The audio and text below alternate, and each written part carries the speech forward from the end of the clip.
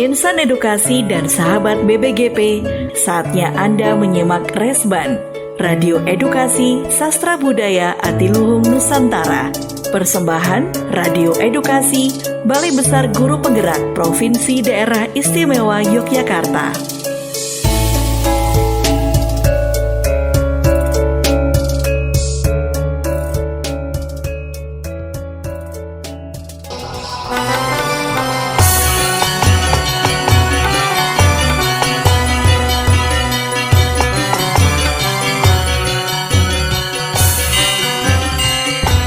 Insan edukasi, rahayu, salam sastra budaya.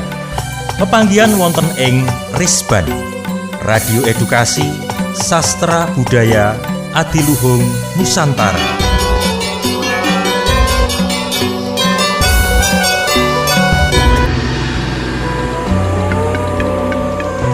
Ing kalodhangan menika badhe kaaturaken kawruh sastra budaya Jawa.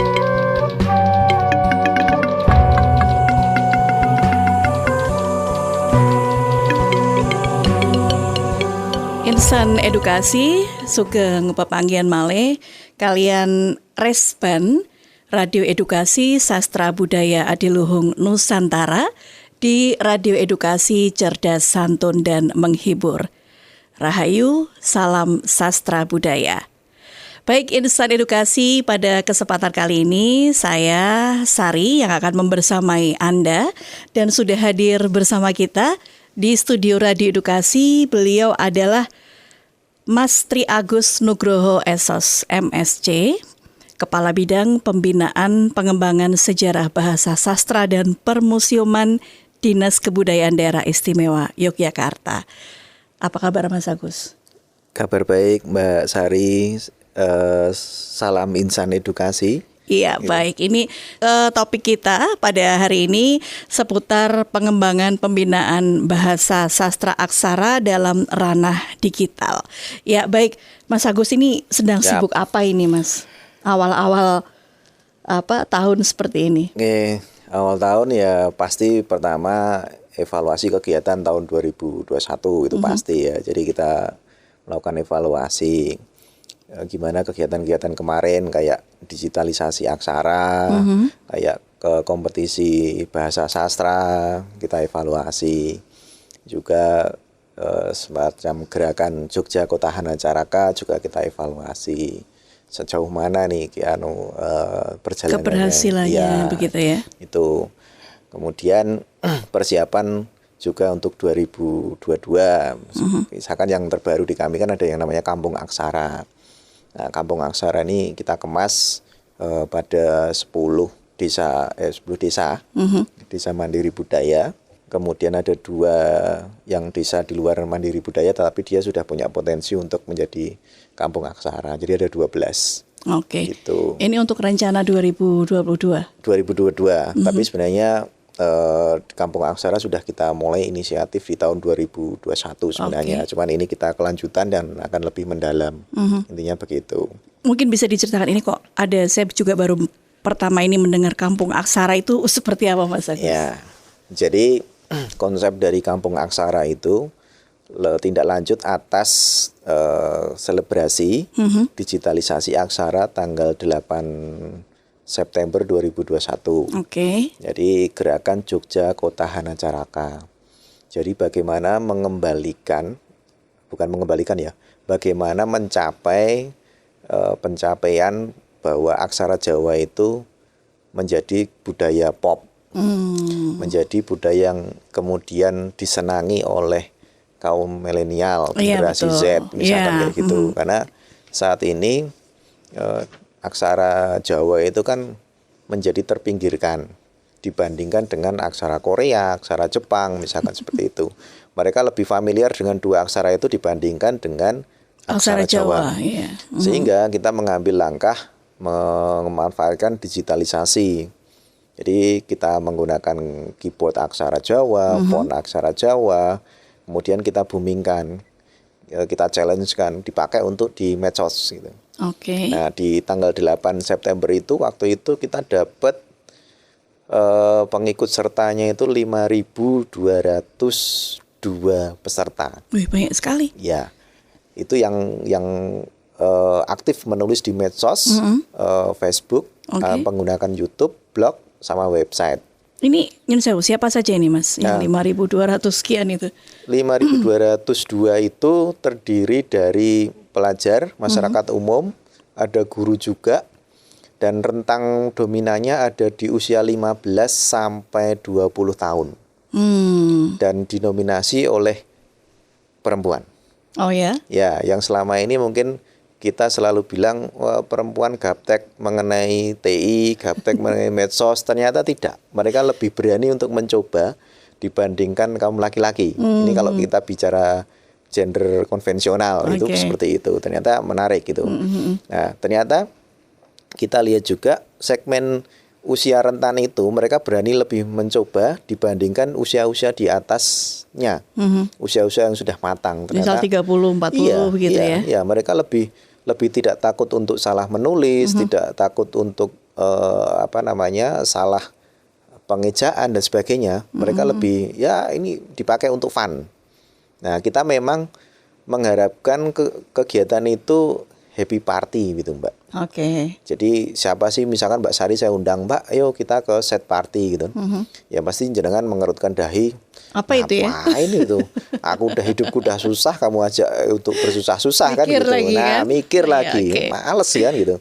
Akhirnya kita bikin gimana konsepnya happy party. Orang datang, belajarnya tidak merasa diguruin, orang bisa ekspresi bisa cepat gitu. Ya itu sudah menggunakan digitalisasi. Kita challenge kan di medsosnya, misalkan kayak gitu. Kita bikinkan blog yang khusus aksara Jawa, sehingga orang sudah tidak bersusah payah gimana ini downloadnya, gimana ini ngesetnya dan sebagainya, tinggal gunain aja. Itu kita pakai. Itu yang mendukung secara gerakan sosial kita bikin Twibbon itu sampai di angka 40K. Wow, 40.000 sekian. Yap, dalam waktu 8 hari. Wow. 1 minggu lebih 1 hari. Betul. Udah sampai ya, jadi ya? Waktu itu memang kita tidak kita juga surprise gitu. Kok bisa ya dapat anunya sampai segitu. Nah, itu di digitalisasinya. Nah, kita kemudian berpikir digitalisasi ini kalau ranahnya hanya untuk sekolah saja, ini juga mungkin akan kurang gitu gaungnya literasi terhadap ini. Nah, literasi sekolah sebenarnya kita kerjasama juga dengan teman-teman di Dinas Pendidikan Pemuda Olahraga. Kita sepakat bahwa ini harus masuk dalam pengembangan kurikulum dan bahan ajar mengenai aksara. Walaupun sudah ada Pergub 65 kalau nggak salah ya, 65 tahun 2000 atau 2001. Itu saya nggak hafal. Jadi terkait dengan bahan ajar muatan lokal. Itu minimal 2 jam dalam 1 minggu. Itu wajib untuk diajarkan. Dan saya cek mulai dari SD sampai ke SMA, konten aksara itu sudah ada. Itu. Nah, itu akhirnya kita beralih pada berarti yang literasi di sekolah on the track nih. Nah, akhirnya kita merambah untuk masyarakat ya. Untuk masyarakat gimana nih? Ya, akhirnya kita cetuskan melewat Kampung Aksara. Nah, jadi awal mulanya dari situ ya. Betul. Kampung Aksara itu kita pergunakan untuk entry point teman-teman komunitas di masyarakat yang pecinta atau pandemen aksara dan bahasa sastra gitu untuk mulai bergeliat. Pertama ya jelas literasi yang kita selalu unggulkan. Jadi jangan bicara aspek yang lain dulu, bicara aspek literasi dulu. Nah, literasinya kita kuatkan di sana. Kami bekerja sama dengan 6 komunitas pandemen aksara, Mbak. Apa saja itu? Ada Roncing, ada Pasipita, ada Sego Jabung. Yang pandemen aksara itu tadi. Betul. Nah, itu ada 6 komunitas. Keberjawa, kemudian beberapa itu. Nah, itu mereka kita minta untuk mendampingi. Jadi mendampingi pemanfaatan aksara yang terstandar. Karena kan kita sudah punya standarisasi penulisan aksara. menggunakan font yang namanya Ngayogjan. Oh, ada namanya Ada font Ngayogjan. Font Ngayogjan itu font yang kemudian kita sepakati dalam Kongres Aksara Jawa. Itu pemanfaatannya. Jadi kita nggak bisa kalau tidak ada standarisasi, kita nggak bisa nulis di dunia digital. Sehingga kemudian harus ada standarisasi penggunaan aksara. Berarti itu bisa di laptop, bisa di handphone, bisa, begitu ya? Ya.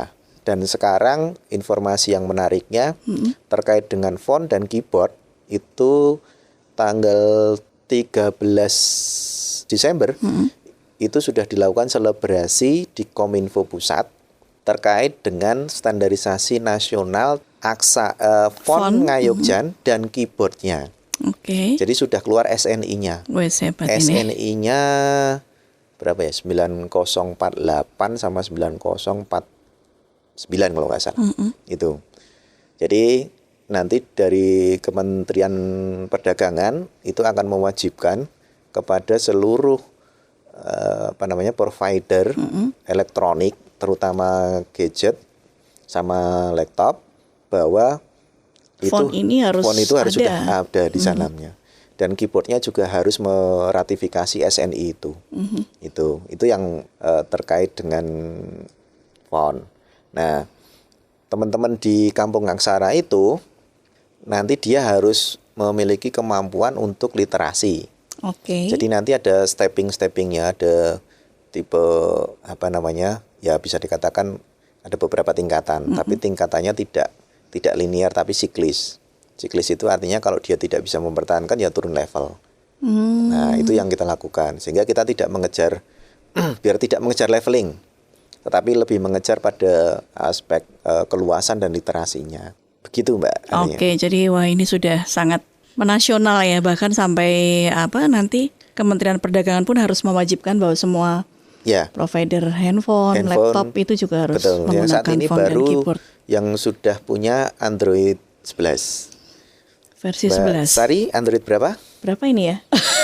Berarti HP-nya nggak baru. Kayaknya bukan ya.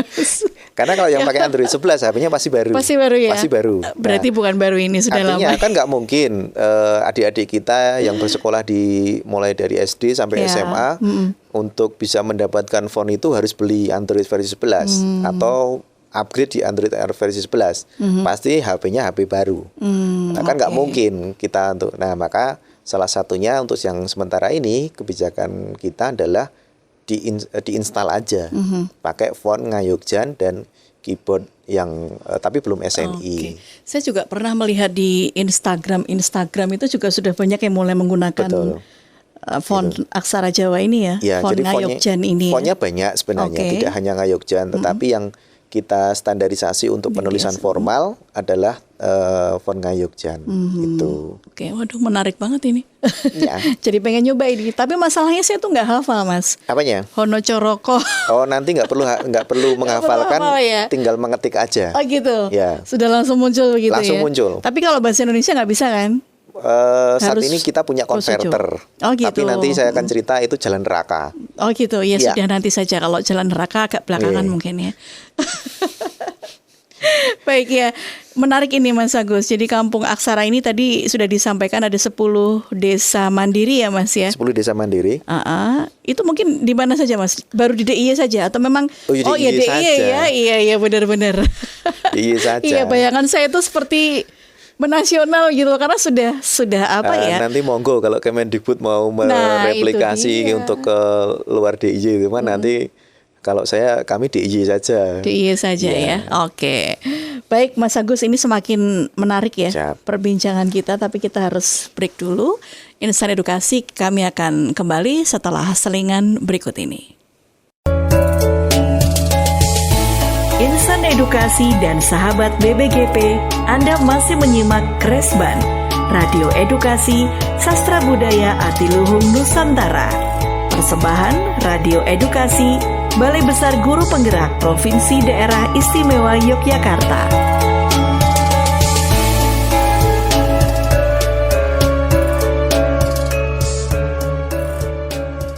Insan Edukasi, kita masih bersama di Resban, program Radio Edukasi Sastra Budaya Adiluhung Nusantara, milik Radio Edukasi, cerdas, santun, dan menghibur. Baik, dan kita masih bersama dengan Mas Tri Agus Nugroho, SOSM SC, Kepala Bidang Pembinaan Pengembangan Sejarah Bahasa Sastra dan Permusiuman Dinas Kebudayaan Daerah Istimewa Yogyakarta.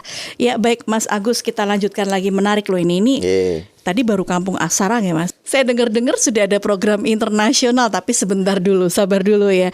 Ini kalau misal kita melihat kondisi bahasa sastra aksara saat ini tuh seperti apa Mas Agus? Terutama mungkin yang aksara Jawa ya. Silakan monggo. Jadi di kami di Dinas Kebudayaan DIY melalui dana keistimewaan, harus saya sebutkan karena ini dana keistimewaan. Jadi kita memfasilitasi di dua ranah bahasa, dari bahasa dan sastra Jawa dan bahasa dan sastra Indonesia. Kita juga kerjakan. Dalam konteks itu kita melakukan dua hal. Satu terkait dengan pelestarian, yang satu terkait dengan pengembangan. Di aspek pelestarian ini tentu saja kita bicara mengenai aspek klasik. Ya, jadi mempertahankan pola-pola dan warisan budaya kita untuk kita lestarikan. Di satu sisi itu nggak bisa kita pungkirin, dan itu wajib untuk tetap kita laksanakan. Di satu sisi kita juga bicara aspek pengembangan atau kontemporernya. Nah, kalau kita bicara mengenai bahasa dan sastra Jawa, kalau kita lihat ya tembakan kita pasti ngelihatnya saat ini adalah medsos gitu kan. Itu karena satu-satunya, ya bukan satu-satunya, tetapi alat yang paling mudah untuk kita bisa mengukur. Iya, betul. Sejauh mana penggunaan medsos, sejauh mana kemudian publik merespon mengenai hal itu. Ya sampai hari ini respon terhadap aksara digital ini cukup menggema ya. Karena kebetulan juga aksara Jawa ini bangkitnya juga tidak sendirian, ada aksara yang lain. Boleh saya sebut misalkan aksara Sunda dan aksara Bali, sehingga aksara Nusantara yang selama ini selalu di-announce-kan bahwa ini ada risiko untuk punah dan risiko untuk ini. Nah, kita mencoba untuk menjawab. Nah, terus apa yang bisa kita lakukan? Nah, salah satunya kita menggunakan digitalisasi tadi. Karena melalui digitalisasi ini ada aspek positifnya, yaitu mudah untuk belajar. Karena Mbak Sari nanti tinggal, kalau dulu harus berpikir bentuk, ya sekarang bentuk itu kita lewatin, kita langsung pencet tombol. Nah, tombol kemudian nanti kita balik, jadi menghafal tombolnya sekaligus menghafal bentuk. Kalau dulu kan menghafal bentuk saja. Nah, sekarang kita balik, artinya begitu. Memang ada pola perubahan belajarnya untuk kemudian bisa menulis. Tetapi kami juga tidak lupa untuk tetap menyarankan bahwa literasi terkait dengan aksara tetap harus kemudian dilakukan.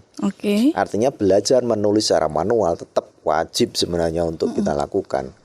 Jadi, nah saat ini yang terjadi, adik-adik kita atau kita sendirilah itu mungkin lebih familiar dengan aksara kanji, aksara Korea misalkan kayak gitu.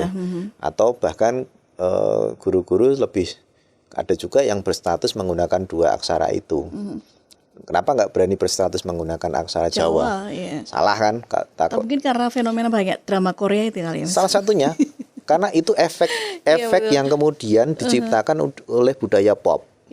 Budaya pop itu didesain jauh sebelum mereka sekarang bisa dengan sangat mudahnya menjual produk kita kepada kita. Mereka kan investasinya jangka panjang. Betul. Jadi K-pop itu tidak muncul sendirian menurut saya. Dia sudah jauh dipersiapkan. Nah, nanti buntutnya ada aspek ekonominya, termasuk aksara dan bahasa mereka. Mereka introduksinya lewat K-pop. Nah, kita nyautnya K-pop sebagai pangsa pasar kan gitu. Nah, akhirnya begini, strategi yang kita lakukan ya nggak bisa kita membendung itu. Pertanyaannya kan, apakah harus masyarakat Jogja itu menguasai aksara dan bahasa Jawa? Ya, saya bilang harus. Apakah itu yang paling utama? Saya bilang pasti tidak. Kenapa? Karena begini, kami berstrategi tidak mungkin harus menguasai bahasa dan aksara Jawa saja, tidak. Sekarang kalau kita lihat di YouTube misalkan, boleh saya sebut misalkan Vicky Naki. Kenal Vicky Naki nggak? Oh, beda umur kayaknya kita. Beda umur itu jangan diperjelas di sini. Enggak. Vicky Naki itu polyglot. Itu bukan merek sepeda. Ya temannya polyglot. Maaf nggak, sorry ya sebut itu. Polyglot itu orang yang memiliki kemampuan lebih dari 4 bahasa. Iya, I know. Iya, polyglot.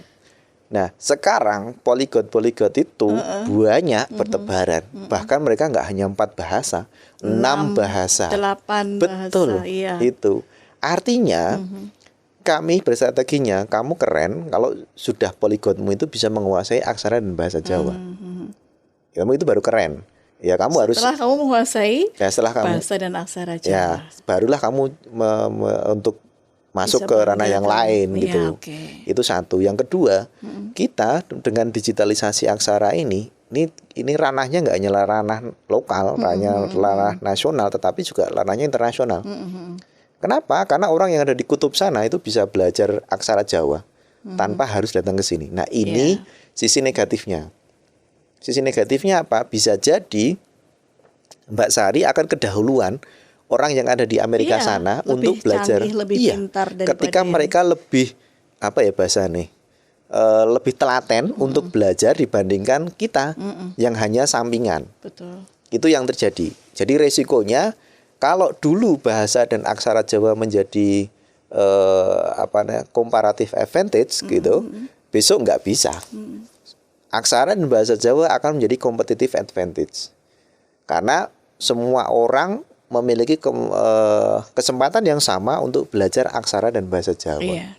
Kalau kita tidak tekun ya ketinggalan. Betul. Orang-orang yang ada di luar sana ya. Kalau dulu bisa kita katakan, kalau belajar orang Jawa punya privilege dengan aksara dan bahasa Jawa, nggak bisa besok. Sekarang sudah enggak. Kemungkinan akan mulai berpudar ketika kemudian digitalisasi itu menguat dan mereka lebih sustain, lebih tahan untuk belajar yang jelimet tadi dibandingkan kita. Karena aksara Jawa yang digitalisasi yang kita dengan font Ngayogjan tadi, betul, itu sudah masuk di ICANN. ICANN itu aku dapat. Ya, aku bisa. Aku bisa. Ya, jadi ICANN itu International Consortium Number and Name. Jadi yang mengurusi regulasi internet sedunia. Artinya ketika sudah masuk ke sana, aksara Jawa itu dikenali menjadi bahasa digital yang sudah direkomendasikan oleh mereka. Dan ketika ini sudah masuk ke situ, semua platform digital yang di level internet harus menggunakan itu. Itu konsekuensinya. Nah, di kita itu sudah masuk dalam tabel 7 yang artinya masih limited use. Sedikit ya, masih beberapa betul. Nah, masih dipergunakan dalam hanya ranah dekoratif. Belum digunakan dalam ranah yang lebih luas. Lebih luas itu digunakan dalam ranah publik, administrasi pemerintahan. Nah, besok Mbak Sari kalau bersurat ke Dinas Kebudayaan harus wajib menggunakan aksara Jawa. Wah, ini menarik itu. Nah, kita baru untuk menyiapkan itu. Jadi nanti kita akan mirip-mirip dengan beberapa negara yang lain. Ketika bersurat ke Indonesia, dia menggunakan 2 aksara. Aksara Latin dengan berbahasa Inggris dan aksara mereka menggunakan bahasa mereka. Biasanya kan begitu, ada 2 lembar surat gitu. Nah, kita ingin mendorong korespondensinya menggunakan 2 surat seperti itu. 1 menggunakan bahasa Indonesia Latin, kemudian 1 menggunakan bahasa Jawa beraksara Jawa. Wah, itu. Tapi secara legal perselisihan legal nanti tetap kita pergunakan untuk yang bahasa Indonesia beraksara Latin untuk menghindarkan mispersepsi itu. Dan kemarin kami sudah dapat surat dari Sri Mulyo waktu itu, Kelurahan Sri Mulyo bersurat ke kami sudah pakai Aksara Jawa komplit gitu. betul, aksara Jawa komplit, tidak ada satu huruf Latin pun, tapi ada satu surat yang kemudian melengkapi menggunakan aksara Latin ya. Tapi Saya paling tanya tidak Mas Agus bisa baca nggak itu yang full aksara Jawa? dikit-dikit. Jadi jangan takut, tetap belajar. Tetap juga belajar, kok saya belajar, bareng-bareng ya. saya Iya, belajar. Bahkan begini, waktu itu saya menjadi contoh pemanfaatan aksara Jawa yang jelek itu siapa ya? Saya contohnya. Gitu. Iya, saya berikan contoh begitu. Saat saya pelatihan pembuatan web blog aksara Jawa di depan guru-guru, saya selesai duluan karena guru-guru bahasa Jawa berpikir konten yang harus bagus. Oke. Nah, saya selalu bilang sama teman-teman, saya kalau besok mau bikin blog, saya nulis aksara Jawa, yang saya tulis adalah balonku ada 5. Selesai. Gitu kan? Kenapa? Karena mohon maaf, kadang-kadang kita harus berpikir nulis itu harus bagus. Kalau saya nggak, nulis itu jelek pun menjadi tulisan. Ya kalau salah benerin. Itu kan menjadi Kan boleh jadi contoh ya. Kan jadi contoh. Makanya tulisan blog saya nanti bisa dicek juga di apa namanya? Apa tuh? Malah jadi lupa saya. Lupa ya, blognya sendiri atau ini? Blog saya apa ya, Mas Safang ya? Blognya sendiri lupa loh ini. Lupa aku, Mbak. Sebenarnya rompok apa ya? Rompok Serawung. Saya masih menggunakan 2 aksara karena saya untuk menjadi salah satu contoh gitu pemanfaatan 2 aksara. Oke. Tetapi hal yang pertama saya tulis di situ adalah lagu balonku ada 5 sesuai dengan janji saya. Betul, Jadi ya. yang dibutuhkan icon adalah kita membuktikan bahwa digitalisasi aksara Jawa itu digunakan. Nah, digunakannya apa yang dilihat bentuknya teks. Sehingga kalau nulis aksara Jawa dalam bentuk JPG, gambar gitu, itu nggak bisa diakuin.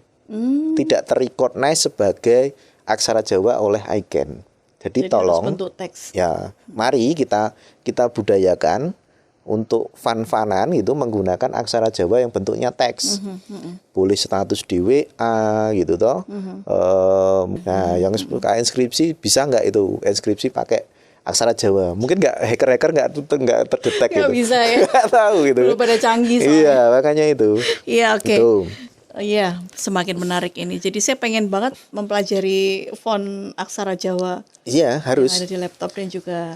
Kalau Mbak Sari tertarik berarti tugas kami selesai. Oh gitu ya. Karena tugas kami adalah untuk menarik seperti Mbak Sari, teman-teman yang lain untuk ayo mulai mengulik aksara Jawa. Tapi sebentar, ini menarik loh Mas. Tadi kan di awal Mas Agus sempat menyampaikan bahwa yang tertarik di awal, tertarik pertama-tama itu kan anak-anak yang usia 15 sampai 20. Betul. Sementara 30, 40 ke atas. Nah, ini nih fenomenanya menarik. Nanti kita bahas nanti ya Mas ya. Siap. Kita break dulu. Ya, baik, Insan Edukasi, pastikan tetap di Resban Radio Edukasi Cerdas Santun dan Menghibur. Kami akan kembali sesaat lagi. Insan Edukasi dan sahabat BBGP, Anda masih menyimak Resban Radio Edukasi Sastra Budaya Adiluhung Nusantara.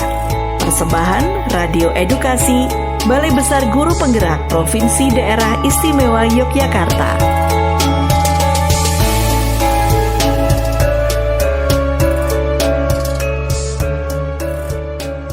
Baik, Insan Edukasi, kita masih di Radio Edukasi Cerdas Santun dan Menghibur dalam program Resban, yaitu Radio Edukasi Sastra Budaya Adiluhung Nusantara. Dan masih bersama kita Kepala Bidang Pembinaan, Pengembangan Sejarah Bahasa Sastra dan Permusiuman Dinas Kebudayaan Daerah Istimewa Yogyakarta, ada Mas Tri Agus Nugroho SOS MSc. Iya, baik Mas Agus, kita lanjut lagi. Tadi di awal juga Mas Agus sempat menyebut bahwa yang malahan yang tertarik dengan aksara Jawa ini anak-anak saat ini ya. Kalau kita bicara sekarang itu anak-anak usia 15 sampai 20 tahun, mayoritas kebanyakan perempuan ya kan. Iya. Nah, bagaimana menumbuhkan semangat untuk yang usia di atas itu, yang 30, 40. Kalau yang 50, 60 mungkin beliau-beliau, bapak, om, tante kita masih paham lah ya untuk sedikit pasti masih inget lah ya aksara Jawa. Tapi yang ya saya akui juga beberapa mungkin yang seusia saya ini agak kurang mempelajari. Saya sendiri bahkan mungkin ya masih belum hafal, harus ngapalnya dari awal Hono Coroko tuh saya urutkan lagi gitu loh. Betul. Nah itu gimana Mas strateginya supaya itu tumbuh di semua kalangan gitu? Oke, jadi kami tadi Mbak, kami memang sasaran utamanya memang kaum milenial, Iya, generasi betul. Z ya, karena kami merasa Bapak Ibu yang sudah di atas 30-an itu sebenarnya masih mengalami masa-masa yang pendidikan bahasa dan aksara Jawa itu Iya. sudah ada sebenarnya, sudah kuat sebenarnya, Iya. dan tinggal merefresh sebenarnya. Nah, yang akan terjadi atau justru malah begini juga kadang-kadang kita harus merubah mindset mindset umum, common sense umum. Apa gunanya sih saya harus anak saya harus belajar bahasa dan aksara Jawa? Pasti yang ingin dikuasain pertama adalah kamu harus wajib bisa bahasa Inggris. Oke. TOEFL-mu harus 600 sekian. IELTS-nya harus sekian. Salahkah itu? Tidak menurut saya. Tapi sebagaimana kita kembali lagi, itu merupakan strategi kita untuk mengkolaborasikan itu dengan Polyglot tadi. Iya betul. Ya, iya. jadi di sisi itu. Harus kembali ke situ lagi ya. Betul. Harusnya. Harusnya karena tidak bisa kita hanya menguasai satu bahasa. Sama aja dengan jeleknya ketika kita menguasai bahasa Inggris saja. Akan kembali lagi ke situ. Nah, ketika kemudian saat ini kan pasti orang bertanya kemanfaatan ekonomi. Lah terus kalau aku belajar aksara dan bahasa Jawa, manfaat ekonominya apa? Nah, dari beberapa penelusuran di kami menemukan begini. Ternyata orang yang hidup di bawah naungan aksara dan bahasa Jawa itu ternyata cukup banyak. Mulai dari satu pasti les aksara Jawa gitu. Dan sekarang pasca digitalisasi ini peminatnya lumayan loh. Banyak loh yang kemudian mau untuk cara cepatnya gimana gitu, pasti begitu. Les gitu kan, lesnya kursus cara cepat gitu. Nah, ada yang kemarin saya punya metode 3 jam bisa menguasai gitu. Itu ada yang seperti itu. Ada yang kemudian 3 hari, 4 hari kemudian bisa. Ada yang dengan metode macam-macam. Nah, itu metode-metode itu justru kami dorong. Karena semakin banyak varian metode untuk belajar aksara Jawa dan semakin cepat, maka tadi seperti yang Mbak Sari minta, gimana caranya saya agar bisa cepat? Kan Mbak Sari punya waktu berapa? Jam sehari deh. Mau ngambil metode yang mana? Nanti tak kenalin sama orangnya, misalkan kayak gitu. Itu juga kenapa pilihan Kampung Aksara kami lebih memilih untuk teman-teman komunitas Pandemen yang kemudian mendampingi. Karena harapan saya kami akan punya 6 metode belajar aksara Jawa yang bisa kemudian dipilih.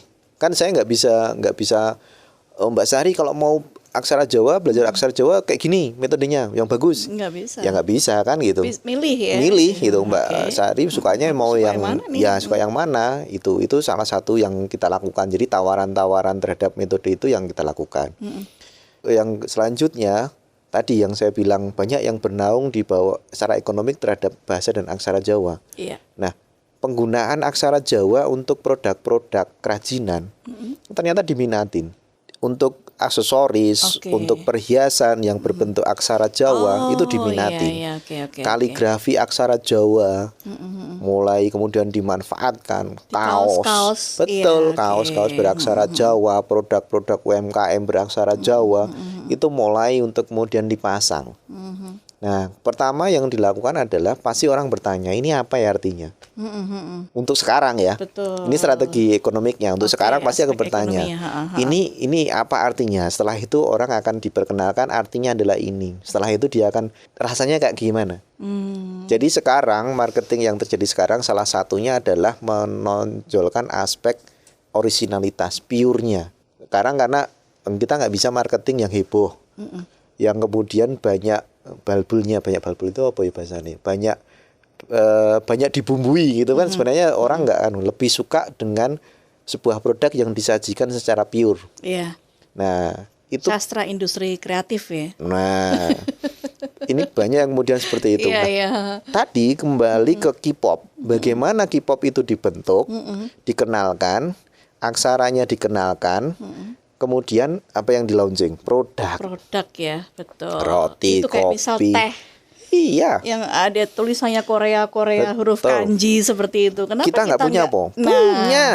Itu loh, itu kita yang buat ya jadi sekarang kemasannya itu betul. bertuliskan aksara Jawa. Nah. Wah, ini cocok ini. Jadi di aspek ekonomiknya ternyata Iya. lokalitasnya kita itu masih bisa untuk memiliki ekonomi potensial. Tinggal kita mau gunain nggak? Kalau mau digunain, wow, kan gitu. Nah, terkait dengan ini kami juga kemarin menggandeng teman-teman dari Dinas Koperasi UMKM. Iya. Dalam tanda kutip mencoba untuk membranding menggunakan aksara. Jadi kita aksaranya teman-teman di Dinas Koperasi nanti membantu untuk membrandingkan. Nah, itu kan menjadi sebuah ya paling tidak kontribusi teman-teman bahasa sastra dan aksara untuk bisa kemudian berkontribusi secara ekonomi. Tadi makanya saya katakan, ada kaitannya toh antara aksara dengan ekonomi. Sebagai ekonomi, Ada. iya, betul. Bagaimana Iya, kita iya. lihat produk-produk Korea, produk-produk Jepang, Thailand gitu. Orang datang ke Korea, datang ke Jepang, pasti nggak mau beli menggunakan bahasa Inggris, produk yang pakai bahasa Inggris. Pasti yang bertuliskan huruf Betul. kanji atau Ya kan Mbak Sari aksara pulang Korea. misalkan dari Jepang, nunjukin bahasa Inggris. bahasa Inggris. Lah Dari itu. Jepang apa dari Glodok? Nah, kan gitu pasti kan. Iya betul. Pulang dari sana belinya pasti yang bahasa kanji, pasti kan begitu. Nunjukin. Nah, kita balik, orang-orang yang datang ke sini pulangnya membawa Oleh-oleh khas aksara Jawa. Betul, iya, aksara Jawa. Gitu. Jadi muncul ide, Mas, saya besok mau bikin ini, mau buka mie godok Jawa ya kan, kemasannya tulisannya Boleh. pakai aksara Jawa kayak cocok Roti ini. yang sudah saya temuin kopi, Oh, iya, oke. ketan. Oh, sudah ada. Sudah, roti, ketan, kemudian kaos banyak ya, kaos, Kaos sarung, banyak, batik, iya. gitu, kemudian pernak-pernik, cincin, itu sudah ada yang menggunakan. Besok mungkin bisa suatu saat muncul di sandal. Kenapa tidak? Atau souvenir-souvenir bentuk wayang begitu bawahnya ada ini tokoh siapa menggunakan aksara Jawa gitu bisa, ya. Mas, bisa ya. seperti Banyak juga itu. ya. Nah, kami juga mulai untuk melazimkan untuk kita pakai di arsitektural. Nah, dia Bagaimana itu? Nah, ini menarik ini. Nah. Kok sampai ke arsitektural juga ya? arsitektural beberapa waktu yang lalu kami berkesempatan untuk datang ke World Expo dan di sana itu ada salah satu tulisan Arab. Kita tolong bedakan Arab dan Quran ya. Nah, tulisan Arab itu di sana dipakai untuk bench. Oke. Jadi ada tulisan Arab gitu dipakai untuk bench gitu. Ada tidak harus kemudian kotak bata gitu, enggak dibikin kayak kaligrafi Oh, iya. juga. Nah, dipakai Dibentuk untuk indah. tempat duduk dan sebagainya untuk foto-foto. Kita punya loh saya pikir. Nah, kita punya aksara Jawa. Lu aksara Jawa kok didudukin? Lu itu pelaziman kok. Iya. Aksara Jawa itu kan artinya bahwa penggunaannya lu itu kan tidak merajaki. Justru kita menggunakan itu menurut saya itu merajaki daripada tidak digunakan sama sekali dan akhirnya hilang. Iya, punah Akhirnya itu tadi, hilang kan? punah. Nah, pelaziman terhadap segala sesuatu ini yang kemudian perlu untuk kita lakukan. Dan kemarin kita juga bicara aksara Jawa itu juga aksara kesantunan. Di aksara Jawa itu mulai untuk dikenalkan nama-nama hewan antara induk dan anak itu kan beda. Oh iya, anak sapi. Anak sapi, Pedet, pedet, ya kan? itu kan sapi ini kan bapak ibu ini pedet gitu Iya, kan. Nah, itu kan sebenarnya mengajarkan kepada adik kita yang di level kindergarten gitu, TK. Itu kan kalau pola pendidikan barat, bapak dan anak itu kan teman. Iya, bahkan kadang nggak nyebut Enggak langsung sebut nama, kan? nyebut nama Pak Idi gitu kan. Atau kalau zaman dulu saya SMP SD sebutan nama bapak itu menjadi tren gitu kan untuk ejek-ejekan gitu. Iya, hei, Ya, siapa ini disebut sama ya, bapaknya kan? dulu kan kita nggak pernah ngerti nek ngono kuwi kira sopan, Sopan, bapaknya iya. disebut-sebut gitu kan gitu. Padahal di luar negeri itu udah. Padahal sebenarnya biasa Iya, gitu kan. oke. Tapi ada juga untuk mengenalkan itu sebenarnya dengan aksara itu juga kesantunan, berikan contoh. Loh, hewan aja bapak sama anak itu namanya beda. Cara manggilnya berbeda. Masa kowe nyeluk bapakmu langsung jenenge misalkan kayak gitu. Itu kan enggak ini. Nah, makanya itu kesantunan. Nah, nanti ada aspek filosofis kesantunan yang lain misalkan. Kemudian pangku mati Di misalkan. pangku, ya, oke. Sebenarnya bukan di pangku mati. Apa itu? Artinya sebenarnya justru filosofisnya itu yang mati itu justru tetap harus kemudian diprajaki diprajaki itu artinya diingat. Iya. Jadi kalau di politis diplesetkan menjadi di pangku mati. Mati, Ya, ya. ya memang di pangku menjadi mati, tapi sebenarnya arti filosofisnya bukan begitu, tetapi bagaimana orang yang sudah meninggal itu tetap kita hormatin, dikenang jasanya, di kebaikan-kebaikannya tetap dipelihara. Begitu. Nah, terus untuk pengembangan yang lain lagi mungkin kami juga harus kami sampaikan. Kami baru mengembangkan juga translator. Kami juga mengembangkan OCR, Mbak Sari. Jadi yang saat ini Sebentar, translatornya ini dari bahasa Indonesia ke Jawa atau Jawa Indonesia atau? dari ini yang menurut saya ini jalan rangka yang tadi saya bilang. Oh iya, yang tadi di awal sempat Ya, disebutkan. ini betul. bukan cara yang baik untuk belajar aksara Jawa. Tapi ini punya segmen kebutuhan tersendiri. Dan segmennya bukan untuk segmen edukasi. Oke. Ini jelas harus saya tegaskan, Ya, ini harus- segmennya bukan ini untuk bukan segmen untuk untuk edukasi edukasi. ya, iya, karena- Jadi yang di sisi itu tidak akan saya bahas. Iya. Nah, yang akan saya bahas justru di OCR-nya. Yang di OCR ini akan memiliki kemampuan untuk scan. Dan scanan itu yang baru kita kembangkan sekarang adalah untuk memiliki kemampuan font ngayogjan. Jadi begitu nanti jenengan mendapatkan PDF gitu misalkan, Ya. atau berupa hard gitu, jenengan scan ketika dia menggunakan font ngayogjan dapat di-recognize untuk dirubah menjadi teks. Otomatis ya. Ya, sampai ini kan kemampuan untuk OCR-nya baru untuk yang huruf Latin, Oke. untuk yang aksara Jawa kan belum. Belum ya. Nah, ini kami baru mengembangkan itu, nanti lebih jauh pemanfaatannya akan bisa kita pakai menggunakan kamera. Jadi misalkan Oh, ada juga tuh kamera canggih sekarang ini yang arahnya akan ke otomatis sana. dia Betul, nanti kayak arahnya akan ke translate sana gitu ketika Mbak Sari, oh ini menemukan apa, aku nggak tahu cara bacanya, coba deh tak bantuin, tak scan itu. Oke. Seret kita akan ketemu Keren. kamar Mbak Sari, dilarang masuk gitu kan. Ya. Gitu ya, iya Gitu. benar. Kalau kan bahasa Inggris ke bahasa Indonesia yang nggak ngerti nih apa tuh artinya gitu. Nah, Kita tempelkan. pada Suatu suatu saat saat nanti memang akan ke sana. Ketika seperti kita sudah melakukan pemasalan terhadap aksara Jawa, pasti kan akan banyak ditemukan keterangan-keterangan menggunakan aksara Jawa. Nah, Iya. bagi wisatawan, turis mancanegara misalkan atau turis Nusantara dari daerah lain itu kan akan ini apa ya, kalau kemudian mereka kunjungan singkat nggak bisa literasi, paling tidak mereka bisa menikmati dengan bantuan itu. Iya, jadi Gitu. terbantu sekali ya, Mas. J, arahnya ke sana. Cuman Semakin, waduh. ini progres yang kegiatan yang membutuhkan jangka waktu yang lama, Lama ya. nggak kelihatan hasilnya dalam waktu dekat memang. Oke. Karena ketika kita membikinkan untuk OCR itu harus dipetani satu-satu hurufnya itu dan diulang sampai jutaan kali Bus. untuk bisa kemudian recognize valid. Iya, Itu. iya, oke.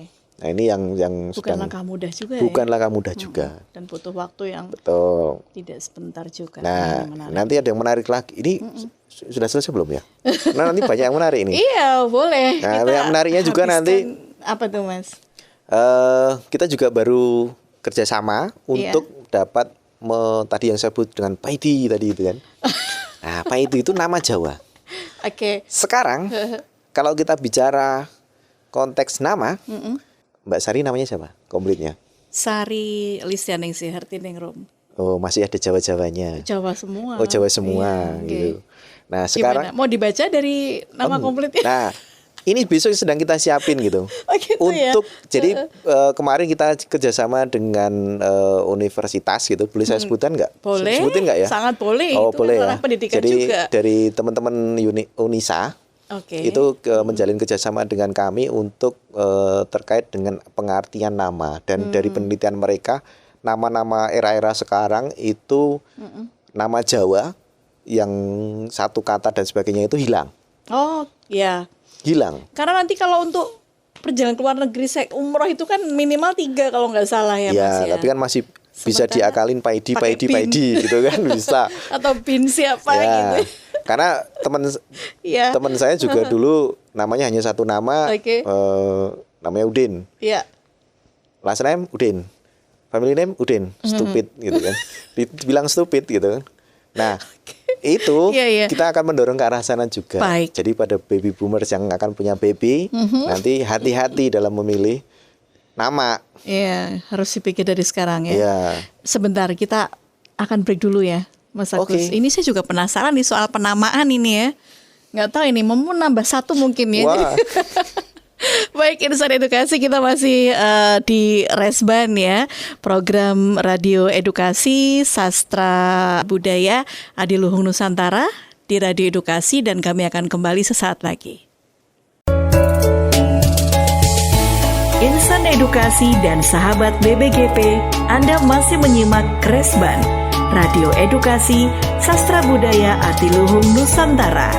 Persembahan Radio Edukasi, Balai Besar Guru Penggerak Provinsi Daerah Istimewa Yogyakarta.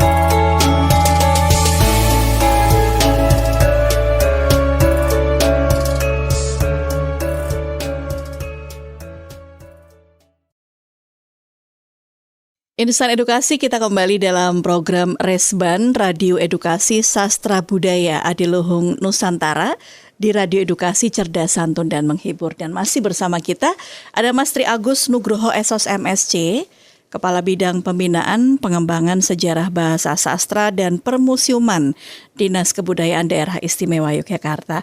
Ya, kita lanjut lagi nih Mas Agus. Jadi menarik ya. Ini tadi yang panggilan satu nama, Paiti. Parinem. Ya. Parijem. Oke. Bagaimana itu, Mas? Ya, sahabat edukasi. Insan Edukasi. Insan Edukasi, maaf. Sama sih sebenarnya. Sahabat Insan Edukasi. Kalau kita lihat ya, jadi mungkin anak-anak era sekarang mungkin nggak akan lagi mendengar nama-nama itu. Nama-nama itu mungkin levelnya ada di Simbah atau Pak D, Bude gitu, itu masih menggunakan nama-nama itu. Nah, nama-nama itu sebenarnya juga nama-nama asli Jawa. Jawa, betul. Itu, dan nama-nama itu sekarang mulai hilang. Karena ya mungkin Mbak Sari juga akan menamakan anak cowoknya Paidi gitu, mungkin juga mikir-mikir kan, mesake gitu. Tren pengembangan zamannya tidak seperti itu. Nah, yang terjadi sekarang itu kan kalau teman-teman dari UNISA mengatakan tren namanya sekarang hibrid. Hibrid itu ya gabungan antara bisa Jawa, Arab, atau yang lain, atau internasional yang lain gitu. Itu yang sekarang terjadi tren-trennya itu. Jadi nama-nama Jawa yang hanya satu nama sebenarnya mati. Teman saya namanya malah ini mungkin kalau dia dengerin biar ketawa itu. Namanya Gigusa Ela. Gigusa Ela itu kepanjangan. Oh ya. Ginanjar Gusti Allah Edi Lair Lanang. Bapak ibunya keren menurut saya. Itu betul, bapak ibunya keren banget aku. Tapi yang ditulis yang singkatannya ya? Iya, ditulis singkatannya. Gigusa Ela gitu. Iya. Ginanjar Gusti Allah Edi Lair Lanang. Aduh, hebat itu. Keren itu. Saya niru itu nggak bisa-bisa itu. Tinggi dan dalam lah itu, Mas. Betul, itu nggak bisa-bisa. Oh iya, oke. Nah, apalagi nanti kalau kemudian kita sudah bicara kayak kemarin ya, beberapa yang kita di medsos itu kan ada yang mau ngasih anak berapa suku kata itu, 18 atau 20 suku kata. Oh itu sampai waduh ya. Sepanjang. Bayangkan kalau dia harus kemudian menuliskan mau ujian terakhir. Yang terakhir itu, betul. yang lainnya udah selesai numpuk, dia baru selesai nulis itu. Nah, kalau tidak salah, saya juga belum menelusur referensi lebih jauh. Nah, nanti ini challenge bagi teman-teman insan edukasi. Untuk menelusur benar nggak kalau di negara-negara luar negeri itu ada perlindungan terhadap penamaan bagi si babynya, biar satu terhindar dari bullying, sehingga nama itu benar-benar ya, nama itu kan doa.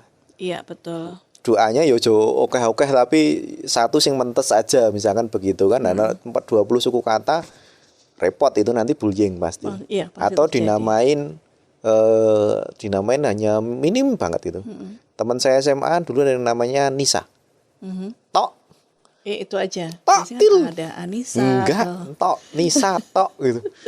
Ya enggak pakai tok juga sih, Nisa aja gitu. Ini mungkin saya boleh menyapa teman saya juga ya. Mas Sapar.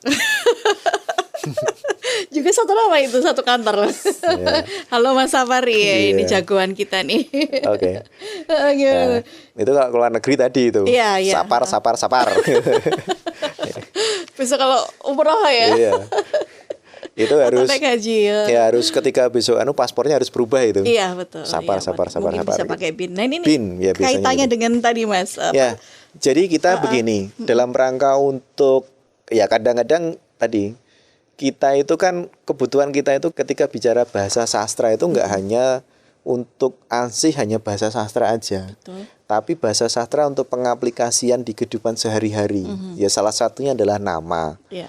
Jangan sampai kita itu ngasih nama yang tadi bullying, kemudian memberikan niatnya apik tapi artinya tidak pas. Iya. Misalkan Banyu Swara gitu. Bagus nggak gitu? Banyu kan banyak juga ya anak yang diberi nama Banyu, Banyu. kan. Ya. Banyu itu apa? Air kan. Banyu. Banyu kan. Bayu, sorry, Bayu Swara. Bayu itu Bayu. angin kan. Angin. Iya. Swara? Suara ya. Suara angin itu apa? Nggak, itu Mas Afang, itu gesekannya Mas Afang kayak gitu. Bayu Swara gitu kan. Bayu suara ya. Ya, mohon maaf kentut kan Iya, gitu. iya, iya, Suara iya. angin gitu. Nggak saya sebut ini biar Mas Agus saja yang Oh, ngomong. sorry tit gitu ya. Ya, artinya Iya iya. untuk ini segmennya untuk ya untuk anu aja artinya Iya untuk apa ya? Supaya berhati-hati memberi. betul edukasi karena insan edukasi pasti besok akan menjadi orang tua. Betul. Nah, ya. ketika akan menjadi orang tua minimal menjadi pengetahuan umum common sense bahwa ada arti-arti yang kemudian harus difahami. Nah, kami mencoba untuk menghadirkan pilihan-pilihan nama itu. Karena yang terjadi sekarang itu kita itu tidak tidak berdaulat di sektor digitalisasi. Mbak Sari mau belajar aksara kanji, referensinya banyak banget. Coba aja kecil aksara kanji gitu, pasti akan Langsung. keluarnya banyak banget. Iya. Hampir sama atau bahkan melebihi dengan ketika kita searching Google aksara Jawa di Google. Kok bisa kan begitu? Artinya kita itu sudah banyak sekali dimasukin dengan berbagai macam itu. Nah, ketika kita ingin menghadirkan referensi-referensi terkait dengan makna-makna nama, toponim dan sebagainya seperti itu untuk kemudian biar tahu arti-artinya, sehingga bukan berarti ya hibrid. Kalau mau sebelum kamu milih ke hibrid untuk penamaan hibrid, siapa tahu ada yang bagus loh, nama yang kemudian bisa digunakan gitu, nama-nama yang enggak tidak pasaran tetapi eye-catching gitu loh. Itu. Atau ear catching. Nah, ear-catching. Dengar ya. Itu kemudian kita hadirkan. Jadi kombinasi-kombinasi atas nama kayak gitu itu kita hadirkan. Ya sebenarnya ingin menghadirkan ke sana, Mbak. Iya. Artinya pemanfaatan aksara dan bahasa Jawa dalam ranah kehidupan sehari-hari coba kita dekati. Kemudian dalam ranah digital juga kita harus berpacu di sana juga. Karena sekali lagi dalam ranah digital itu antara kehidupan nyata dengan kehidupan digital sekarang itu kan batasnya hampir hanya sebatas terbatasi oleh layar aja. Iya. Artinya dulu nggak ada yang namanya augmented. Sekarang ada yang namanya augmented. Iya. Mbak Sari foto di mana terus tahu-tahu ada hewan kecil jalan-jalan muter-muter gitu, padahal di dunia nyatanya nggak ada, tapi pas waktu di foto ada, atau pas di video ada. Artinya sudah masuk ke kehidupan real life kita, kehidupan real kita. Itu satu. Mbak Sari sudah bisa kemudian pakai Google Map, titiknya diketahuin, seolah-olah jalan pakai mobil gitu. Itu juga menjadi salah satu bentuk-bentuk ini. Yang terbaru, orang jualan kapling tanah kita. Bener, denger nggak kemarin ada yang alun-alun dijual? Wah, ini belum. Iya. Oke, jadi mungkin Mbak Sari waktu itu belum bangun. Jadi pas waktu bangun, tahu-tahu tanah kapling di rumahnya untuk yang versi digitalnya itu udah dijual, ditawarin sama orang. jualan tanah kapling digital. Nggak Iya. kebayang kan waktu Iya, itu kita pikirkan kayak Iya, gitu. Nah, sekarang model-model bisa kayak gede sampai kayak gitu. Nah, artinya bisa jadi besok itu kayak film apa ya yang bikin game terus kita bangun sebuah kota, city, kemudian menata secara digital kayak gitu, mungkin akan terjadi juga gitu loh suatu saat. Bukan berarti mendewa-dewakan digitalisasi, tapi paling tidak bahwa itu ada dan kita harus tahu harus bagaimana bersikap, bagaimana kemudian mengantisipasi dan menggunakan. Yang penting kan begitu. Itu yang harus kita lakukan. Maka butuh banyak stakeholders yang terlibat Ya, dalam siapa kesempatan saja nih itu. yang- Oke, jadi ketika kita bicara stakeholders yang terlibat dalam aksara, bahasa, dan sastra, itu banyak banget, Mbak.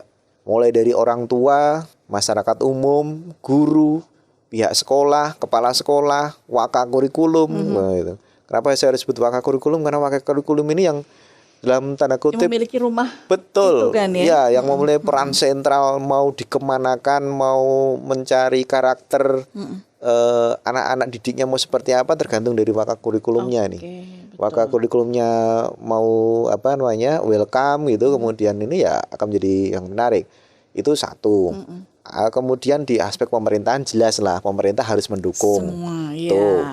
Kemudian di aspek-aspek publikasi bagaimanapun ini harus dibumingkan. Nah, bantuan dari teman-teman radio seperti ini, Iya. televisi, kemudian YouTuber gitu. Apa pelaku seni. Nah, beberapa waktu yang lalu kami punya program yang namanya Saraya. Itu kami juga menghadirkan beberapa influencer. Artinya ada Instagramable, kemudian vlogger juga, pelaku-pelaku seni kita minta untuk bagaimana sih penggunaan dalam ranah-ranah itu misalkan yang menjadi translator bagi mereka. Ternyata ketika mereka berstatus menggunakan aksara Jawa, wah ternyata banyak yang nanya nih, banyak respon juga nih. Apa tuh artinya? Apa tuh artinya? Gimana nih cara nulisnya? Nah, kayak gitu itu. Nah, kita menggunakan perlu bantuan juga dari teman-teman yang seperti itu. Ya ini apa namanya? Ini untuk negeri kita, ini untuk mengembangkan budaya kita. Ya marilah kita support terkait dengan hal yang seperti ini, Mbak Sari. Iya, betul. Jadi, begitu. iya, semua pihak harus bergandengan tangan ya untuk Betul. Dan ini bukan pekerjaannya Dinas Kebudayaan. Iya. Bukan. Ini pekerjaan kita bareng-bareng begitu. Oke. Mungkin kalau boleh disebutkan beberapa dulu yang sudah dimiliki oleh dinas ini, Mas, supaya juga ikut apa namanya memberikan informasi kepada publik ya, kepada insan edukasi bahwa ini loh bahwa banyak sekali program yang dimiliki dan bahkan itu bisa dimanfaatkan oleh seluruh masyarakat pendengar begitu. Oke, jadi terkait dengan penulisan kami ada penulisan alih bahasa, aksara itu kami lakukan. Kemudian ada lomba kompetisi bahasa sastra. Itu jadi mulai dari cerkak, kemudian ada mocopat, ada macam-macam itu. Kemudian juga pengembangan terkait dengan penulisan naskah ketopraknya, naskah sandiwara radio juga kita lakukan. Kemudian temu karya sastra yang untuk berbahasa Indonesia juga kita lakukan. Kemudian kita juga ini bahasa sastra loh ya. Oke. Soalnya saya kadang rancu. Saya Nggak apa-apa, Mas. di kami itu ada sejarah, bahasa, sastra dan Iya. permusiuman gitu. Semuanya Oke. Oke, yang tak selesaikan dulu yang bahasa bahasa. sastra dulu ya, oke. Itu. Kemudian kita ada translasi tadi, kemudian ada OCR, kemudian ada kampung aksara, kemudian font, keyboard. Nah, ini kalau SNI besok itu berarti kita harus lolos bikin ya. keyboard nih. Oke. Sudah lolos tapi kita belum bikin keyboardnya, itu PR Regulasinya. kami. Oh iya, oke. Nah, itu di sejarah kami ada rusuh kesejarahan, ada juga jambore kesejarahan, ada penulisan sejarah. Kemudian kami saat ini sedang juga mengusulkan serangan umum 1 Maret sebagai hari nasional dengan ya. nama Hari Penegakan Kedaulatan Negara. Oke. Semoga restu dari insan edukasi, semoga segera sebelum 1 Maret 2022 untuk segera ditetapkan oleh Presiden. Jadi mohon Bapak Jokowi untuk proses penetapan segera untuk ditetapkan karena sudah pernah diajukan dari tahun 2018 dan semoga segera kita dapat penetapan itu. Karena nanti akan punya SU 1 Maret itu punya posisi penting dalam peristiwa sejarah nasional. Di museum kami juga ada wajib kunjung museum. Nanti fasilitasi terhadap museum, jadi pengenalan. Insan edukasi dapat juga belajar di museum. Nah, ini kami juga mendorong dari teman-teman guru untuk dapat memanfaatkan museum dalam tematik pembelajarannya. Begitu, Mbak. Jadi monggo kita welcome untuk kerjasama kolaboratif yang saling menguntungkan terutama begitu. Ya. Jadi saling berkolaborasi ya Mas Agus ya, dan membuka untuk semua pihak juga ya, bukan hanya beberapa dinas terkait tapi semuanya, seluruh lapisan masyarakat juga. Baik, harapannya Mas Agus dari semua program atau mungkin juga rencana-rencana yang sudah akan dilakukan di tahun depan dan ke depannya lagi untuk pengembangan bahasa sastra dan permusiuman ini bagaimana Mas? Harapan Mas Agus? Jadi ya harapannya bahwa apa yang dilakukan oleh Dinas Kebudayaan secara keseluruhan itu menjadi bagian dari kebutuhan masyarakat itu. Artinya bahwa program-program ini menjadi tidak hanya sekedar program tetapi memang dimiliki oleh masyarakat itu. Artinya kalau sudah sampai ke level itu seperti aksara Jawa itu tinggal running aja. Sebenarnya kami kan juga tidak berkontribusi banyak, hanya mendorong di awal aja. Ketika kemudian sudah jalan running ya ini harus kita kembangkan bareng-bareng. Sebenarnya kuncinya ada di situ, Mbak. Jadi kami tidak pernah berpikir bahwa ini adalah tugasnya Dinas Kebudayaan, ini kita bareng-bareng berkolaborasi. Itu saja. Baik. Terima kasih banyak Mas Agus. Sami-sami, matur nuwun Mbak Sari. Bisa saya ambil kesimpulan lagi bahwa ini semua program ini tuh lebih memartabatkan sastra dan budaya Jawa, termasuk aksara Jawa di dalamnya tadi ya Mas Agus. Salah satu bagian yang diceritakan Mas Agus yang ini juga membuat saya jadi tertarik. Jadi ayo kita belajar aksara Jawa. Ayo. Bareng-bareng kita nemoni Mas Agus ya nanti ya untuk kursus itu tadi kan, buka kursusan ya Mas ya jadi ya.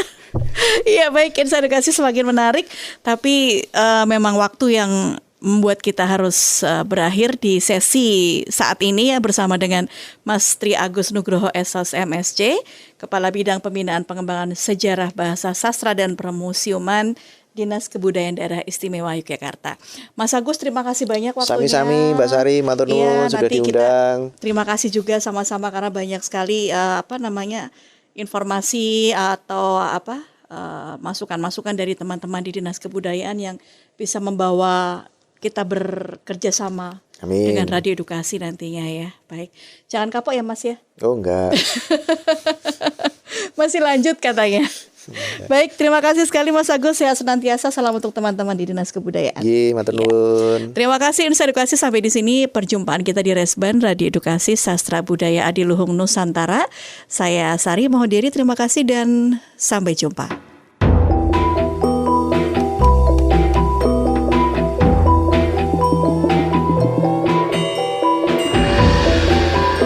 Resban Radio Edukasi Sastra Budaya Adiluhung Nusantara. Radio Edukasi Sastra Budaya Adiluhung Nusantara.